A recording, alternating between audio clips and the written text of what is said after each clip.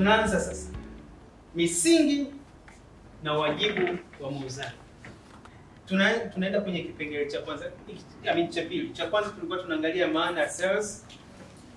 Tukaangalia namna ya kuwa sales, kuwa pro katika sales. Tumeona vipengele vyote vinne. Sasa tunakuja kuangalia misingi na wajibu wa muuzaji. Misingi na wajibu wa muuzaji. Yani fundamentals and the responsibilities of sales person. Jambo la kwanza, misingi ya kuwa muuzaji bora. Hapa tunaenda kujenga base ya how to become a pro in sales. Basically, tunaanzia hapa. Mauzo ni zaidi ya kuuza bidhaa, huduma. Lakini ni kutatua matatizo ya mteja kwa kumpa suluhu. Nilisema tutaona mbele, sasa huko ndo mbele tumeanza. Wangapi wanauza suluhu hapa ya matatizo ya jamii zao? Nyosha kwa kujiamini. Hebu jifunze, turudi kwenye ile confidence. Nyosha, no. Nyosha.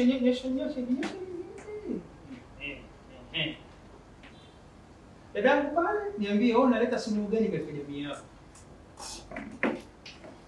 Pale kwenye kona, ndio kama miwani kama mimi.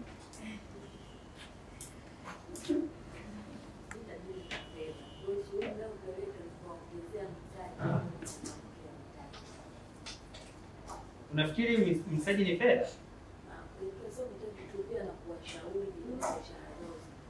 Kwa unakopesha.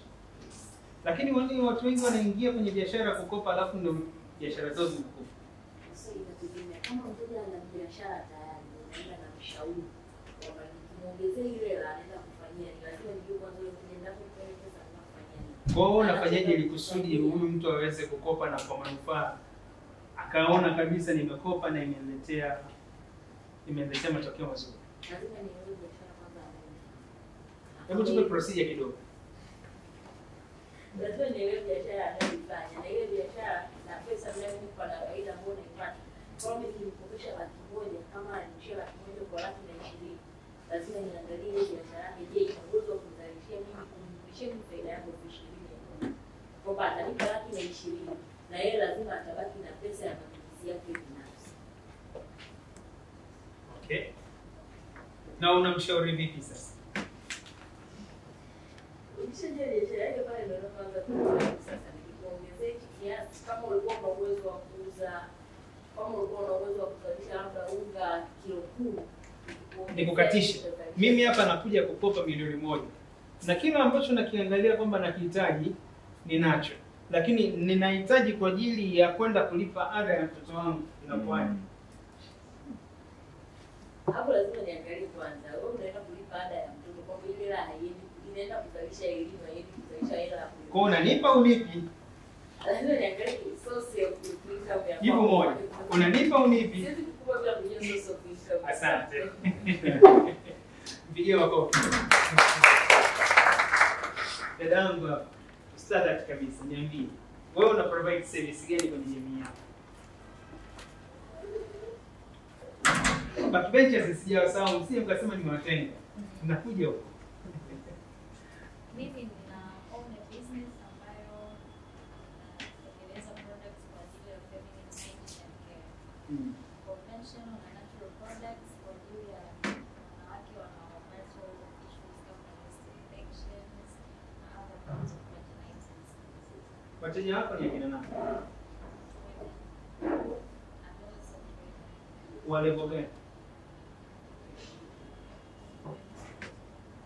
Kwa kiwango gani cha kipato?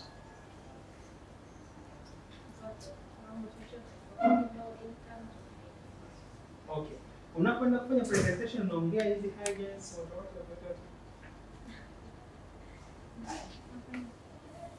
Sasa nimekuchallenge kidogo kwa maana kwamba kama wateja wako ni wale, umenielewa? Yaani tunaongea Bunju, tunaongea Masaki, tunaongea wapi? Unapoenda kwa presentation ya Kiingereza itabadilisha. Lakini tunapokuja kwetu unatakiwa kuwa na Kiswahili mwanana cha kumfanya huyu mtu aweze kuelewa. nilikuwa nataka nijue sasa, nataka nijue wewe unaenda kutengeneza suluhu gani? Yaani unatengeneza suluhu gani kwenye changamoto za jamii? Kwa hiyo cha kwanza unatakiwa kujua tatizo gani kwanza exactly ambao una focus nao, si ndio? Una focus unaenda kutengeneza kumfanyia nini ili kupata suluhu gani huyu mtu? Naenda kutatua matatizo ya magonjwa, changamoto za magonjwa ya kike na mfumo wa kike. Okay, sawa. Asante. Kwa hiyo kuuza ni zaidi ya kupata mauzo. Hilo kikubwa ambacho nataka ukijue ni kwenda kutatua suluhu. Unapoenda kutatua suluhu, fedha zinakuja. Yaani fedha ni mwishoni sana. Ila kila ukiwa na nia, cha kwanza ni nini? Nia yangu, yaani ukiwa ngoja nirudi hapa. Ukiwa na nia kupata pesa, upati pesa. Inawezekana uelewe. Ukiwa na nia kuuza ili upate pesa, hupati pesa. Lakini ukiwa na nia ya kusaidia mtu aweze kufanikiwa kwenye changamoto yake, ndiko kwenye pesa inapotoka. Jamani, tunaelewana? Tunaelewana? Utasema nasemaje? Hivi ushifuatilia kwa hao watu ambao wanakuwa kama makanisani whatever ambao wanafuatilia. Utakuta mtu anahubiri. Afu kuna mtu anasimama mwenyewe anaenda kuweka pale hela, anaenda kumtunza. Au yaani sio kama umeelewa. Maana yake amemtouch pale ambapo alikuwa anapata changamoto. Si ndio? Ndivyo ilivyo. Unapokuwa unatoa huduma to the extent ambao umemgusa mtu, ana uwezo kukupa chochote kuliko hata hiyo pesa ambayo utamtajia. Na ndio maana kuna vitu vinaitwa tip. Umeenda kukaa restaurant. Unakuta dada ana huduma nzuri kuliko kiasi, yani nzuri kuliko neno nzuri yenyewe. Unamuuliza ni shilingi ngapi? Anakwambia ni umetumia shilingi 30,000 kama. Unamwambia sasa sikia, 30,000 hii hapa, 10,000 hii hapa. 10,000 ni tip. Ile tip umeitoa kutokana na ile service aliyoifanya aliyokupa. Si ndio? Si ndio? Si ndio? Ndio. Si ndio? Ndio. Ndivyo mauzo yanapokuwa. Unapokuwa unatoa ile service katika kiwango ambacho unampa mtu huduma, ile huduma ambayo yule mtu akaona ametatuliwa tatizo lake, ni zaidi ya ile pesa ambayo anaweza akakupa kiwango kikubwa, kwa sababu kuna mtu analipa afu kuna mtu mwingine analipa kwa moyo. Sasa mtu anayelipa kwa moyo ndio tafuta wale wateja, tafuta kujiposition, uwahudumia wateja wakulipe kwa moyo. Wakikulipa kwa moyo maana yake anakulipa na bado anaenda kukutafutia wateja. Kwa sababu amefikia kiwango cha umefikia kile kiwango cha expectations zake. Si ndio? Tunapokuwa tunauza, tunampa mtu matarajio. Unapofikia matarajio, maana yake huyo mtu umefikisha katika kile kiwango ambacho alikuwa anakitaka, wakati mwingine umezidisha. Si ndio? Wakati umeona tangazo la training, ulilipia. Kilichokupelekea ulipie ni expectation. Manake nika under deliver. Manake utaona nimekupunja. Si ndio? Kwa hiyo kazi yangu ni kutengeneza namna ambayo nikafikia expectation yako. Ile expectation ni mimi nimekupa. Kwa hiyo ile expectation niliyokupa lazima niifikie. Ndivyo ilivyo kwa mteja wako. Unapomwambia mafuta haya yataondoa chunusi, harara na brother, wewe unanisaidia kuja kuuza. Wakati mwingine nikinogea kuja huko mbele inakuwa ni changamoto. Umeelewa? Huyu mtu atakuwa ana expect kwamba nikinunua haya mafuta inaenda kuondoa. Kwa sababu umeshamgusa kwenye hisia kwamba utapona. Umeelewa? Hii product bwana inaponya. Hii ndani ya wiki mbili utaanza kuona matokeo. Usipoona matokeo, nakurudishia pesa yako na nakurudishia mara mbili. Maana nini? Umempa expectation. Ukishampa expectation, inaenda ukishafika, yani ukishampa ile expectation, level of expectation, kitu ambacho ataondoka nacho kinaitwa trust. Sisi tunaelewana? Yaani mteja ukishamuuzia ukafikia lengo ambalo alikuwa analitaka au ukampa ile expectation yake, ukiondoka ukimgeuzia mgongo, atakachobaki nacho kinaitwa trust. Ndicho ambacho sales yoyote inapaswa kunacho. Tunaendelea. Kujenga mahusiano mazuri na wateja huongeza nafasi ya mauzo ya muda mrefu na marejeo, yani repeated business. Hii nimeongea mara kwa mara. Kwa maana kwamba mahusiano mazuri na mteja yanakufanya uweze kuwa na wateja wa muda mrefu au wateja wa kudumu, au tunaita loyal customers. Tutaenda kwenye sehemu ya pili.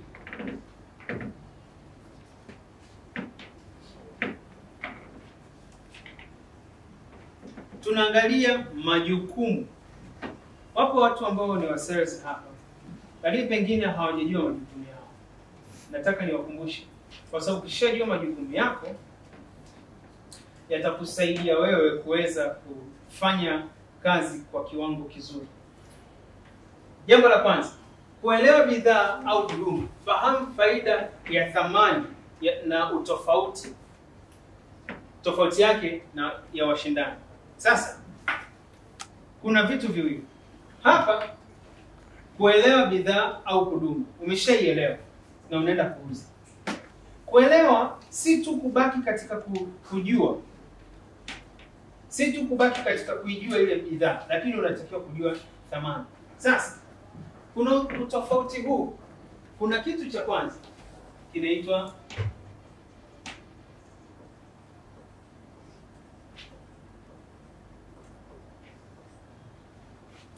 thamani, na kuna kitu cha pili kinaitwa bei.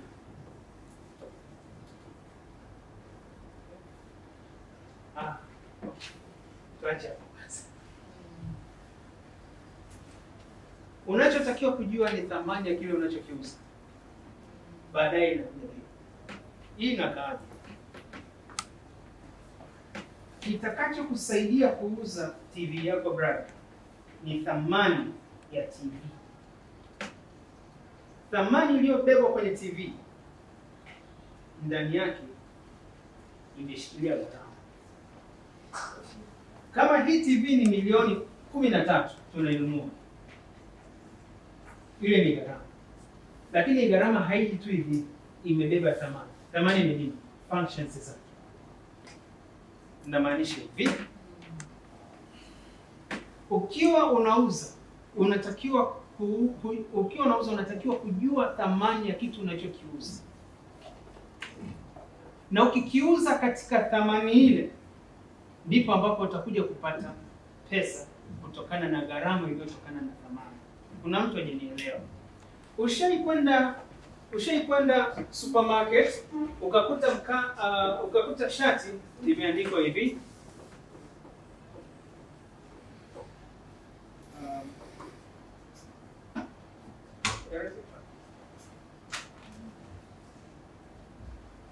sawa?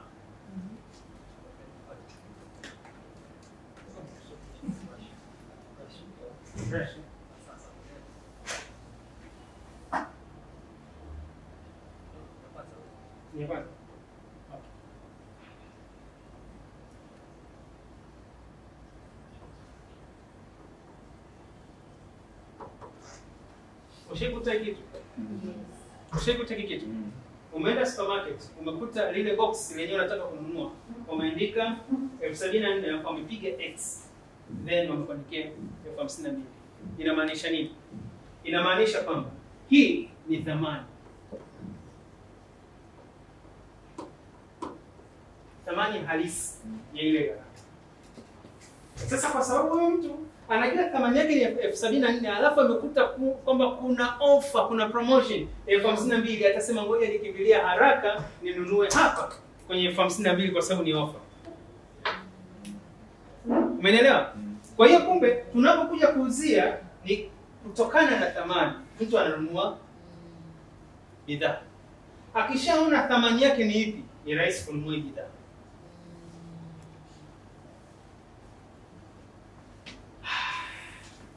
Wangapi wanaelewa?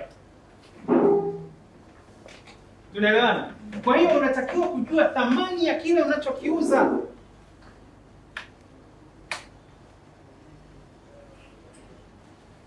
Simu thamani yake ni 5,500,000.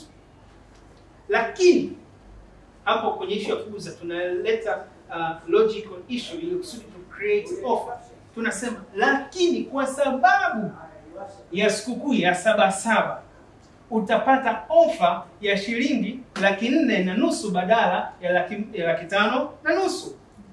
Ninamaanisha nini? Namaanisha hivi, ukishajua thamani ya product yenyewe unauza au huduma yenyewe unauza, mpe mteja ajue thamani yake kwamba hii ni 2,500,000. Lakini kwa sababu, yani hiyo neno lakini ndio sema yenyewe unaenda kuclose. Lakini kwa sababu ni wewe umekuja na hii ndio biashara yako ya kwanza kufanya na wewe, nitakufanyia 1,000,000 na 300,000. Utasave 200,000 kwa sababu ni offer. Then nikaja kutengeneza solution. Solution yake ni nini? Kuwapa skills na kuwakumbusha na kuwajengea uwezo wa kuongeza au kufungua mindset zao waweze kujielewa, si ndio? Alafu baadaye kuwapa expectation ya kitu gani ambacho watatoka, si ndio? Baada ya kusikia vile vitu, si ndio maana ukalipia?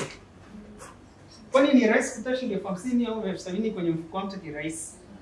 Sasa ilipofika ile siku ya tarehe 30, usiku simu zilivyoanza kuingia, simu ile inatoka inakuja, naomba nilipie kabla haijafika hapo, naomba nilipie. Nafasi zikaenda nyingi. Kwa nini? We created a demand kwa sababu tunaenda mwishoni. Kwa sababu watu wanahitaji, ni kweli. Lakini tuna limitation, manake thamani yake ina raise. Kwa hiyo tulichokuwa tunakiuza ni thamani ya training. Hatukuwa tunauza training. Tungekuwa tunauza training ingekuwa na watu 2 watatu. Ila the value of a thing which we are sold ndio kitu ambacho kimekufanya wewe uwepo hapa. Na ndicho ambacho niko naenda kukitoa. Understand? Yes. Tunaelewana? Ndipo ambapo una uwezo kufanya wewe. Sio rahisi kuchukua pesa ya mtu kirahisi. Ni ngumu sana. Unless unaamua kwenda kutatua changamoto yake ambayo anaipata. Na ukishatatua changamoto yake, kitu ambacho utamwachia ni legacy, ni trust, si ndio? Sasa hapa ndipo penye issue kubwa. Muuzie mtu thamani. Ile thamani yenyewe unamuuzia atalipia gharama yoyote kutokana na thamani ambayo umetoa. Kwa hiyo ijue thamani ya bidhaa unayouza.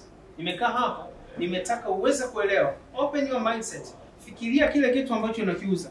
Jua thamani yake ni kiasi gani. Thamani inatokanaje? Cha kwanza, thamani ya kitu. Jambo la kwanza tunaangalia demand.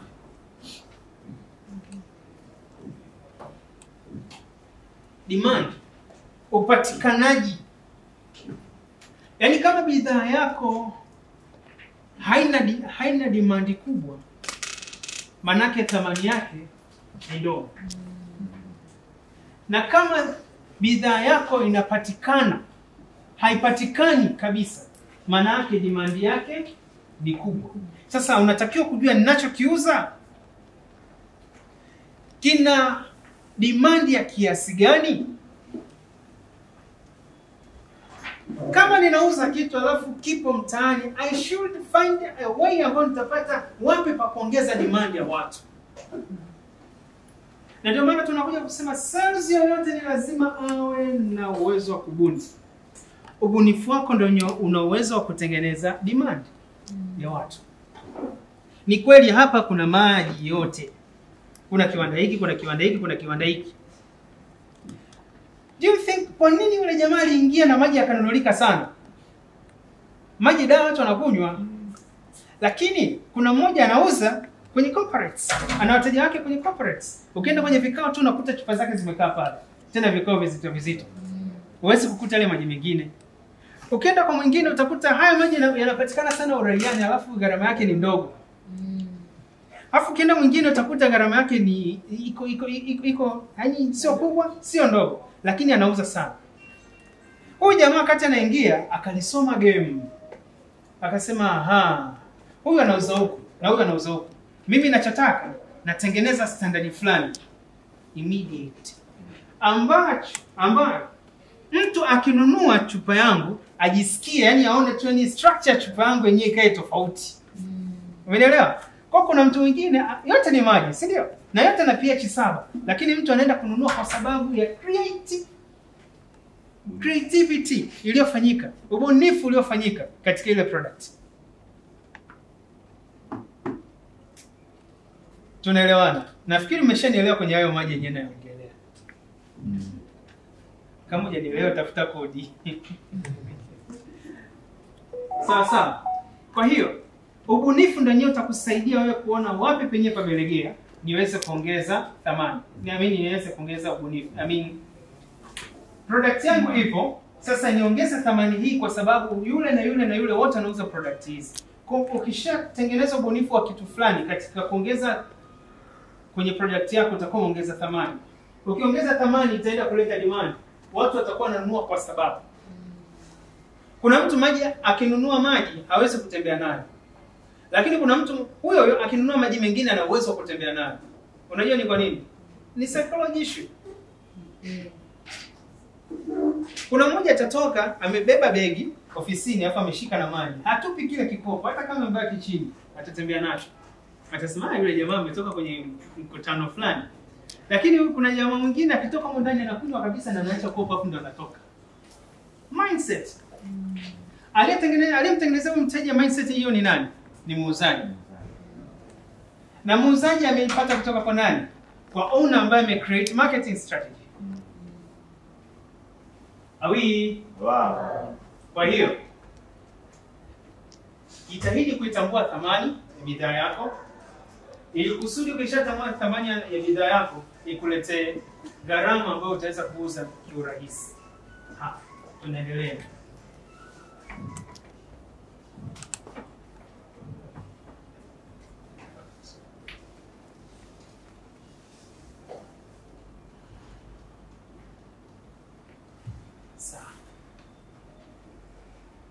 Hii point ya kwanza nimeenda kiundani sana, naamini kuna mtu hajaelewa hapa.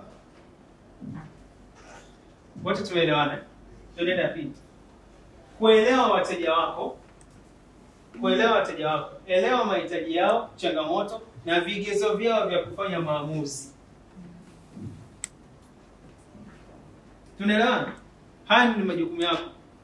Kwa kama unaingia kwenye sales, lazima uingie, yani hiyo ni lazima. Ukitaka kuwa best and pro, ukitaka kuwa ni muuzaji mzuri, nenda pale.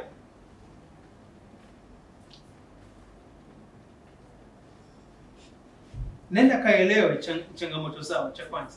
Cha pili, nenda kaangalie mahitaji yao. Cha tatu, angalia kiwango chao cha kufanya maamuzi.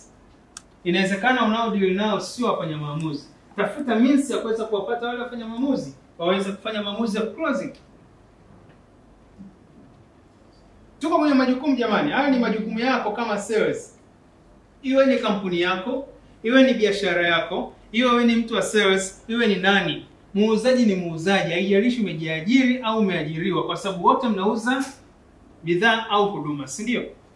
Sawa. Jambo la tatu, kushughulikia pingamizi. Jifunze namna ya kushinda hofu za wateja. Kuna siku moja, sio mbali, ni juzi tu hapa, nilipata dada mmoja ofisini alikuja kupata moja ya huduma ambayo tunafanya. Na moja ya huduma ambayo tunafanya ni kwa ajili ya kampuni yangu. Ilikuwa ni kutengeneza company policy. Sasa alipokuja akauliza gharama ni kiasi gani, nikamtajia. Nikasema hiyo tunatengeneza kwa milioni 2. Akaniangalia. Like serious? Nikasema yes, of course. With the full of confidence. Tunatengeneza milioni 2. Ndio gharama yetu. Na confidence nyingine ambayo nayo ina red card, nikashare naye kaangalia. Sasa kuna kaka mmoja anatengeneza kwa 500,000. Na nishaongea naye au nimpe. Sema nayo ni sawa kumpa, sio vibaya, kwa sababu naye anafanya biashara. Lakini kuna vitu viwili vya msingi ambavyo anatakiwa kuvifahamu. Niwapeni story kidogo. Nikamuuliza, akaniuliza, sasa wewe kwa nini una gharama kubwa? Nikasema sawa, mimi nitakupa pointi kama 2, 3, 4 ambazo zitakuambia kwa nini mimi gharama zangu ni kubwa. Ya kwanza, jibu lake unalo wewe. Ya kwanza jibu lake unalo wewe. Akasema kivipi? Nikasema kwa nini umenitafuta? Akasema nimekutafuta kwa sababu kuna mtu ulimfanyia kazi, aliniambia kwamba wewe unafanya hizi kazi. Nikasema oh. Kwa yule aliyekwambia anaelewa ni kiwango gani cha kazi nilimfanyia na ikaleta matokeo mazuri, ndio maana anakuambia wewe uje kwangu, ndio maana uko hapa.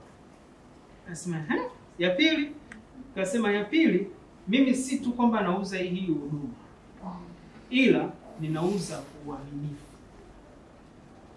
Wapo watu wengi utaweza kupeleka hata kwa 200,000 yuko, utampelekea akufanyie kazi, akuandalie hiyo, lakini hutapata katika ile expectation ambayo unahitaji. Kwa hiyo utajikuta unavunjika moyo. Kwa hiyo sisi tunachokifanya, tunakuwa waaminifu katika muda, tunakuwa waaminifu katika value yako, tunakuwa waaminifu katika kila kitu ambacho tumekuahidi kukupa. Kwa hiyo hiyo ni sababu kubwa ya pili ambayo sisi tunakupa kwamba kwa nini tuna gharama, kwa sababu hakuna product ghali au adimu Tanzania hii kama uaminifu. Akaniangalia, akasema, na jambo la tatu, sisi tunafuatilia matokeo ya kile tulichokuuzia. Kwa tutakuwa Bennett, tutakuwa hand to hand mpaka mwisho. Kwa hiyo si tu kwamba unatupa pesa tunaweka mfukoni na kufanya kazi yako tunaacha, hapana. Tunatamani kujua mpaka mwisho unapokea nini, unafanikiwa wapi, umepata changamoto, tunaongea, tunajadiliana, tunaona wapi pa kusolve. Sema ani akapumua kwa nguvu. Okay. Kwa sasa unategemea nikikupa hii yani, sasa kaka, basi fanya tu kitu kimoja. Haina shida, nimekubali, ila nipunguzie kidogo. Nikasema no worries, nitakupunguzia. Na kwa sababu ndo mteja wangu unakuja kwa mara ya kwanza, baada ya kufanya 2,000,000, nitakufanyia 1,850,000. Hiyo nyingine nakupa offer. Lakini gharama yetu ni 2,000,000 na rate card inasema, si ndio? Ndio. Okay. Kwa hiyo tegemea kile ambacho ninakupa utapokea. Kwa hiyo basi policy yetu ni kwamba 60% in the account, tuna sign contract, tunaanza kazi. Akaona tumeenda in professional. Akaridhika, kazi yake iko on board. Sio, umenielewa? Manake ningeanza kujikanyaga yani nisingekuwa najiamini na kila kitu ambacho tunafanya. Huyu mteja angekuwa kwangu? Jamani, nauliza, angekuwa kwangu? Ni kitu gani? Ni confidence ya kile kitu ambacho tunakifanya.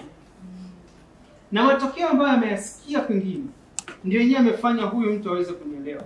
Na ile confidence inanisaidia kutengeneza rejections za mtu kukataa kuclose deal. Tunaenda sawa sawa? Tunaelewana? Jamani, tunaelewana? Haya. Nimekupa mfano namna ya kushughulikia pingamizi. Pingamizi zinakuwa nyingi sana. Pingamizi zinakuwa nyingi sana ambazo huyu mtu anakuwa nazo. Inawezekana ni pingamizi ya muda, nitakuja kesho.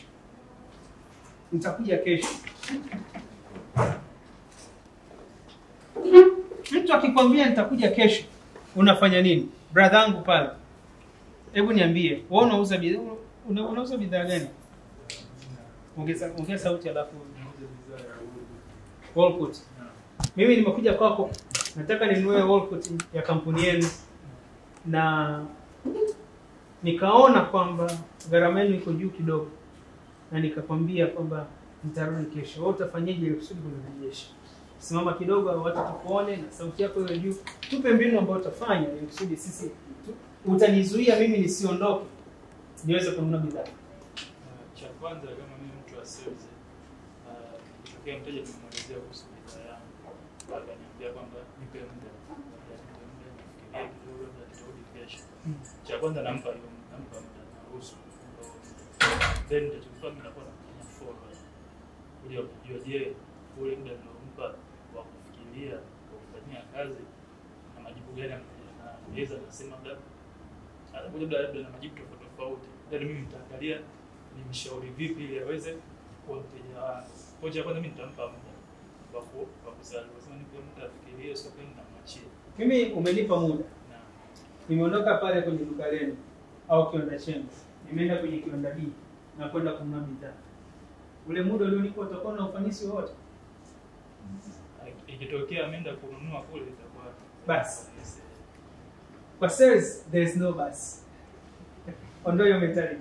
There is no hatujaelewana. There is no bus. Nyama ikija sharti iliwe. Nyama ikija sharti iliwe. Jamani turudi kule kule. Nimesema hivi Simba haijalishi atakaa siku nzima, haijalishi atakaa siku mbili, lakini akisema yule ni twiga wangu, ni twiga wangu. Iwe asubuhi, iwe mchana, iwe jioni, atahunt kwa vyovyote vile aweze kumpata twiga. Yaani hiyo ndio siku yake, ndio kiu yake iko pale. Haendi kwa swala. Sasa bro, utasema basi hapo umekosa. Twende pale. Ndio. Unaweza kusimama tukusikie. Kuna aina mbili kwenye ofisi unaingia wateja wengi. Na mteja ambaye anakuja tayari anataka alipotoka ameshajiandaa kwamba anakuja kufanya purchase. Na kuna mteja ametoka, alipotoka anasema anakwenda kufanya research, window shopping.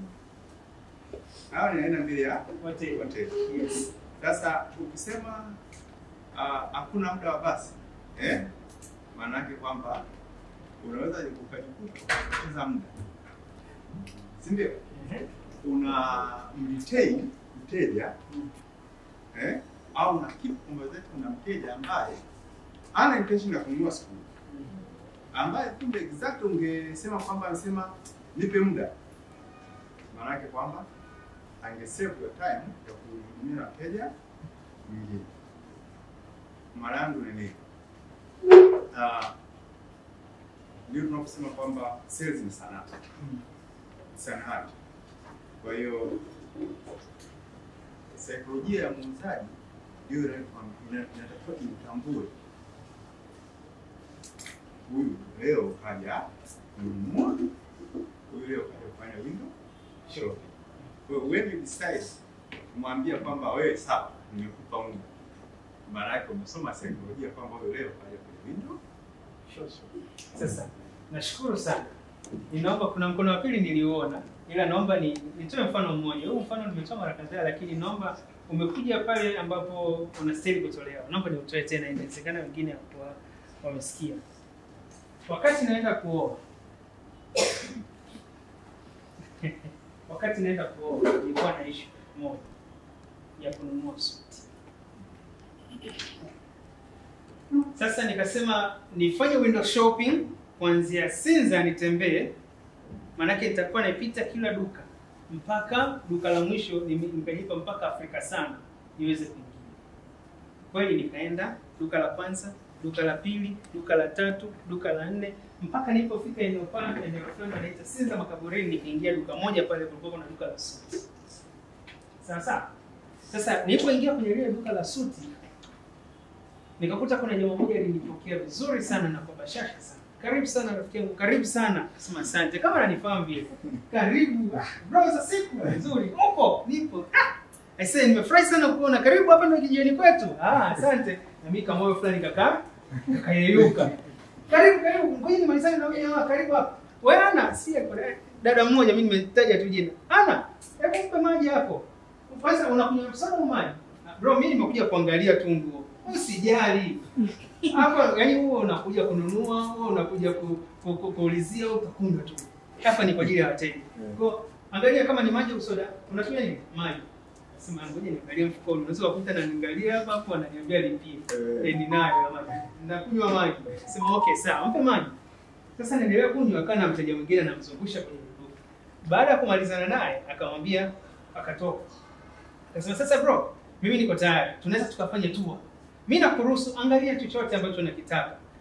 Yaani usiogope kwamba eti sikunywa maji, sikufanya nini, lakini wewe jaribu tu kupita, angalia dukani, angalia suti ambayo utaipendelea. Kwani una nini? Akasema nina kama mwezi mmoja mbele. Hiyo sio issue sana. Karibu sana ndugu yangu. Wewe angalia, ukiona hujapata chaguo lako, utaendelea tu. Akasema haina shida. Akasema sawa, tukaendelea. Hizi ni suti za hivi na hivi, hizi ziko hii ni brand hii, brand hii, hizi ni shilingi ngapi? Kwa akaninasa mahali. Kwa sasa unafikiri hapa ni suti gani ambayo umeipenda sana? Lakini mimi nimeiona moja. Akaniambia lakini mimi nimeona moja. Hii ya blue bahari ukivaa hii bro. Hii ukivaa hii hata wako wenyewe watakuja kurudishia mahali. Umeelewa? Alikuwa ni raw emotionally. Sawa? Akasema okay, sawa basi naomba hebu bro, ni bure. Najua umekuja kuangalia lakini ni bure, nataka just fit. Angalia jinsi itakavyokuwa. Nikasema haina shida. Nikaingia kule ndani nikavaa. Nilipotoka, wewe jamaa, hebu ngoja kwanza nichukue simu nikupige yaani wewe hii ni ya kwako. Mimi nakwambia ukweli hii ni ya kwako. Akasema okay, by the way, ni kweli nzuri na hii rangi nimeipenda na anyway, naomba niweke hii itakuja. Akasema kaka, ndugu yangu usijali. Hapa hii suti tutaweza kukuwekea. Na hii suti ni 2,500. Tunakuzia ni 2,500. Na kwa sababu umekuja, hiyo 2,500 utakupa suti, utakupa shati ya Van Hussein pamoja na tai yake. Okay. Free, alafu tutakufanyia na fitting. Tena fundi huko. Yupo kwa tena ukamuone, naenda kuangalia jamaa yuko busy na cherehani pale. Kwa hakuna haja ya kutoa hapa simu upeleka kwa fundi fulani tena wafundi wengine mtaani, si unajua kwa anaharibu nguo. Akasema ndio. Akasema okay sawa. Basi hapa kila kitu tunaenda kukufanyia. Kwa hiyo 2,500. Kwa unachukua suti yako. Akasema of course nipo na best man wangu inabidi naye avae. Kwa almost miaka 6. Sawa, 5-6. Okay sawa. Bwana wewe. Nilipofua ile nguo na kurudisha pale, akasema lakini ngoja nikushauri kitu. Hizi suti, simuona jinsi ilivyo. Nakwambia ukweli zimebaki 5 tu kwenye stock. Na wewe ukubwa wako huu ambao unavaa imebaki moja. Kama nakutania, njoo nikuonyeshe ndio hii ndio stock yetu. Ya kwanza hii, ya pili, ya tatu, ya nne, mimi akili wangu naendelea kuvurugika. Umeelewa? Akasema sasa sikiza. Mimi nakushauri kitu kimoja. Just put advance tu. Afu nenda kaendelee. Hayo mambo mengine yote nitakuwekea na shati, nitakuwekea na tie. Tie of course shilingi 25,000, shati shilingi 35,000. Sasa uone kwamba nitakuwa nimekupunguzia gharama. Kweli? Ila kweli huyu jamaa. Hapa sichomoki. Akasema sawa. Imagine suti moja, shati lake na tie yake. Vyote viko mule 2,500. Nikiangalia 2,500. Nifanyeje? Anyway, nilikuwa nafanya lengo langu sio kununua. Lengo langu ni window shopping. Nipate idea za suti. Ndio ilikuwa. Sikuwa na ile intention ya kwamba naenda kununua. Kilichotokea nikamwambia sasa brother, nikwambie ukweli. Mimi nilikuja kuangalia kama nilivyokuambia, lakini pesa sina mfukoni. Jamaa alijua kwamba huyu jamaa anaenda kufunga ndoa. Kwa obvious budget anayo. Unanielewa? Akasema sasa bro, wewe unasemaje? Nikasema mimi pesa iko benki. Pesa iko benki. Benki gani bwana? CRDB. Brother usijali, gari yangu iko pale. Tunaenda pale Sinzamori, tunaenda kutoa ATM.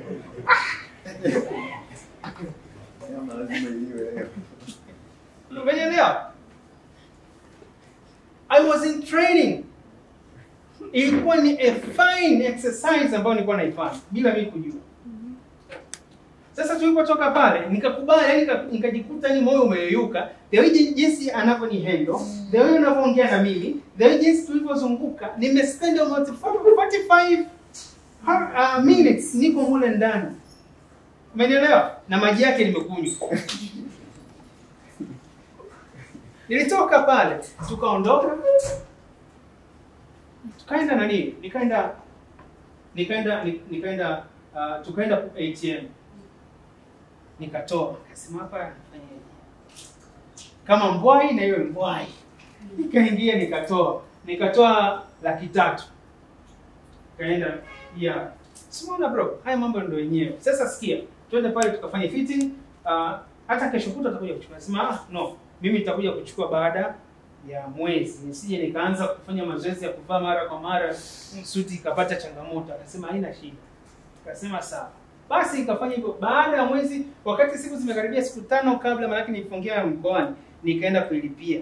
Kiasi kilichobaki nikapewa mashati mawili, tai mbili, suti mbili, yani pair mbili.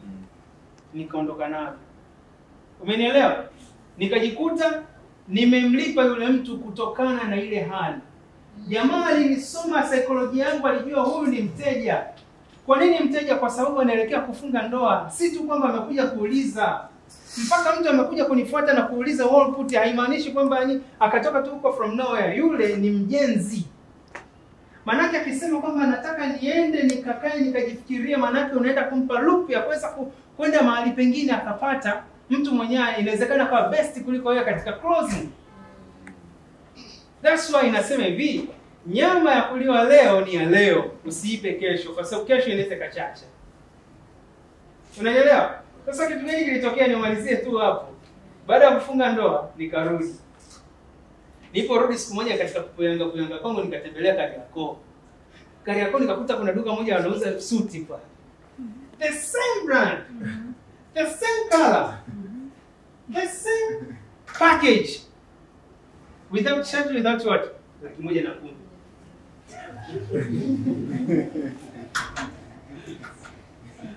Kwa kumbe ndani ile pesa niliuziwa shati, niliuziwa suti, niliuziwa tai na maji nilikana na AC na huduma. Jamani, tunaelewana? Tunaelewana vizuri. Hiyo ni nini? Ni techniques. Ni techniques za kuelewa, za kushughulikia pingamizi.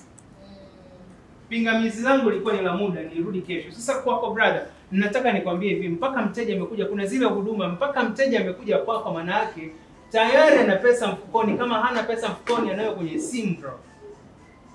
Kwa hiyo unatakiwa kuwa na uwezo wa kushughulikia saikolojia yake ya kumfanya kusiwe na waiting time, aweze kufanya closing.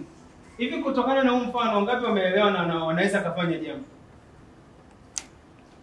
Yes. Tunaelewana vizuri?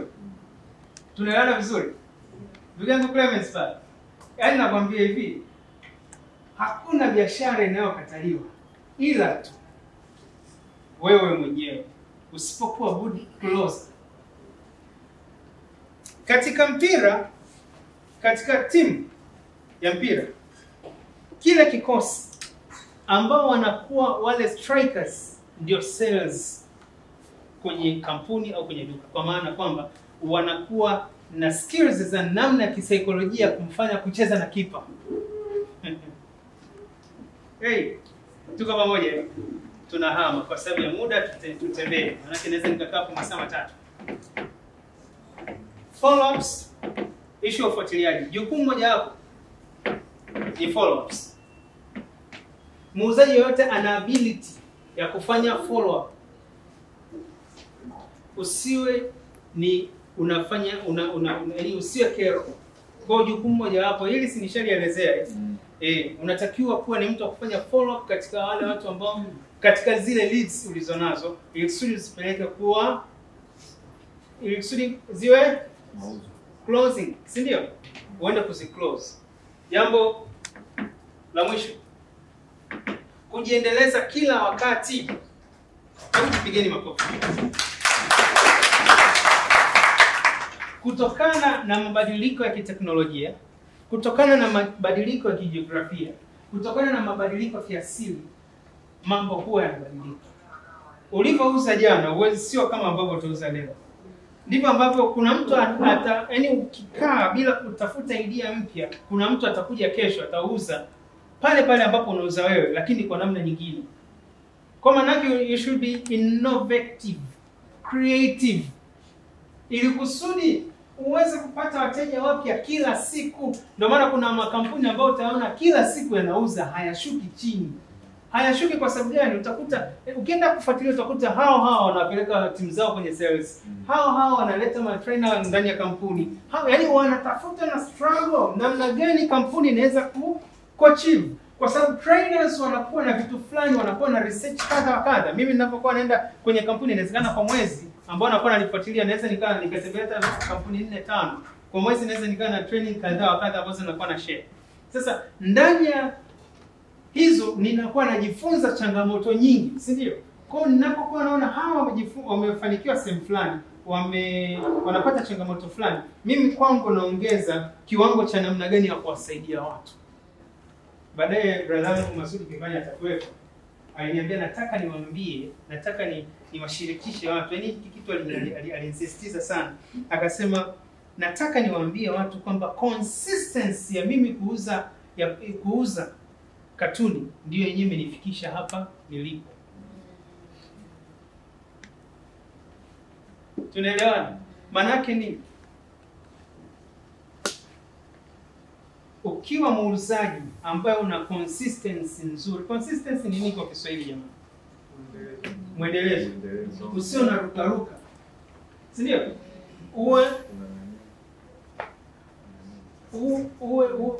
Uwe na njia, yani tuseme uwe na ufanisi wa kupita, wa kuwa na mwendelezo wa kufanya vitu vyako.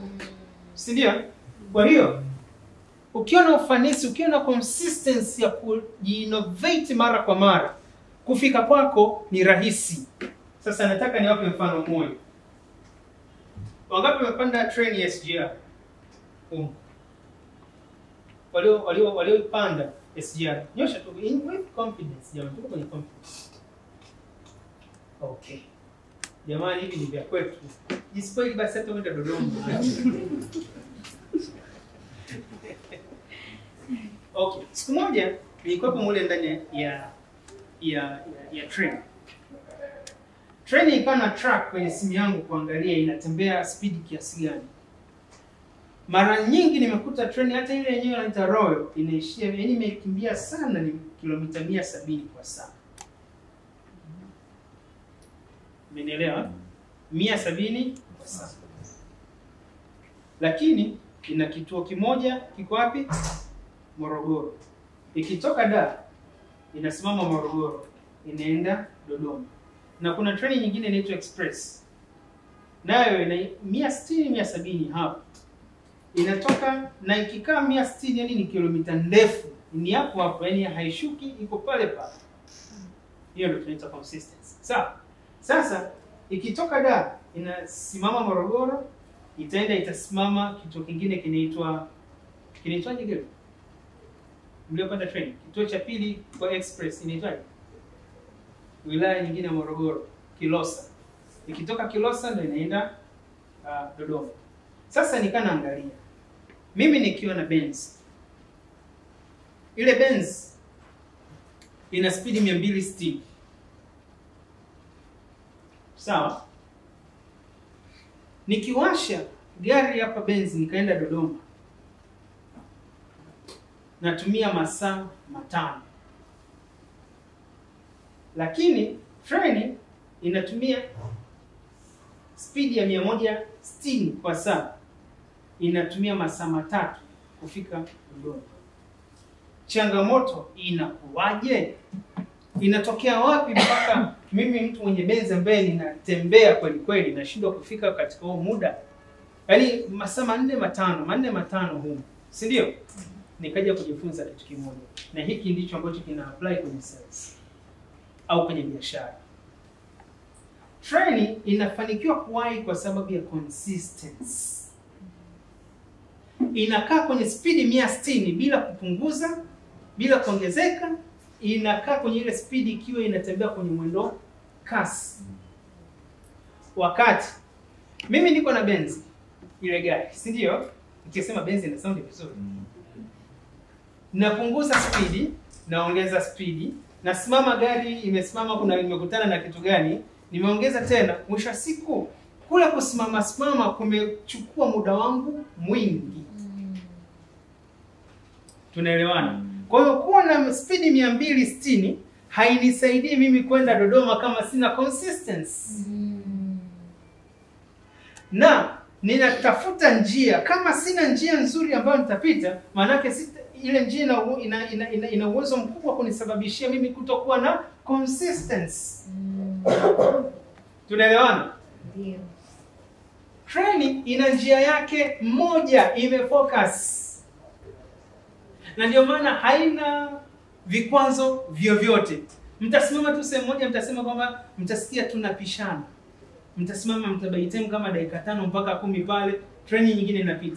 Lakini mkienda utakuta the same time yenyewe imeandikwa pale ndio yenyewe mnafika. Sasa issue sio kutembea, issue ni saa ngapi unafika. Your vision katika leads zako, katika biashara yako, katika KPIs zako ambazo umepewa. Unafika saa ngapi? Unafika lini kufikia kule? Ni consistency, ni mwendelezo. Woo! Awi! Awa!